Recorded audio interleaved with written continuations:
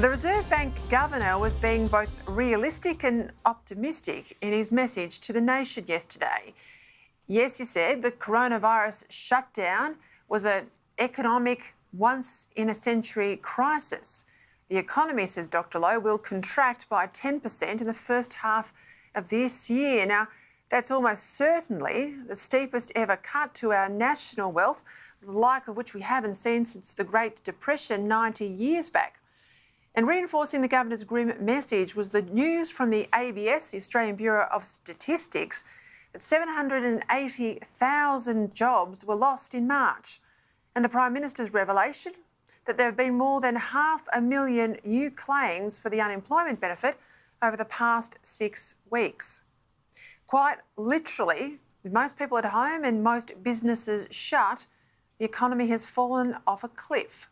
And as the Governor observed, it'll take years, not weeks or months, but years for some sectors to recover. Indeed, some, like tourism and export education, may never be the same. Our challenge then, having unavoidably lost so many jobs to stop the virus, will be not to avoidably lose more in the tougher economic times that we're heading into.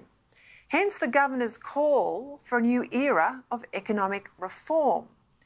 There is an opportunity, he said, to build on the cooperative spirit that is now serving us so well, to push forward with reforms that would move us out of the shadows cast by this crisis.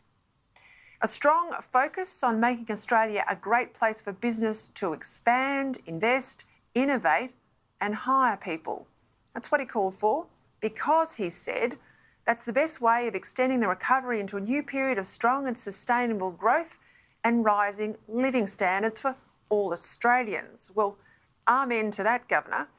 As a start, once this shutdown is over, of course, we must call an end to the green madness that says more jobs and more economic growth don't really matter, or that our nation's wealth and good fortune can and should be taken for granted.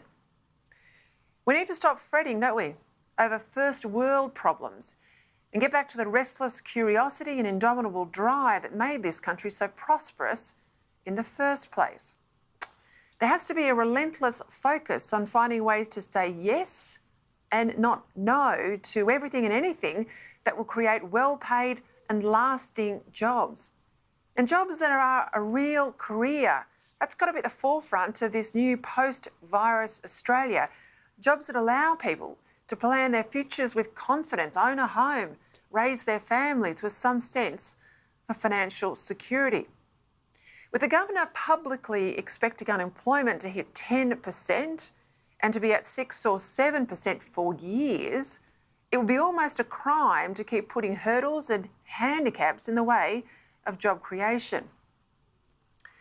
That's a real challenge, isn't it, to the states, given that so much of the green tape and red tape emanates from state-led bureaucracies. Now, sure, as Dr Lowe acknowledges, the states have been quite cooperative right now in Scott Morrison's National Cabinet, but please, that's a bit to be expected, isn't it, given he's sitting at the top of the table and he's got an open chequebook.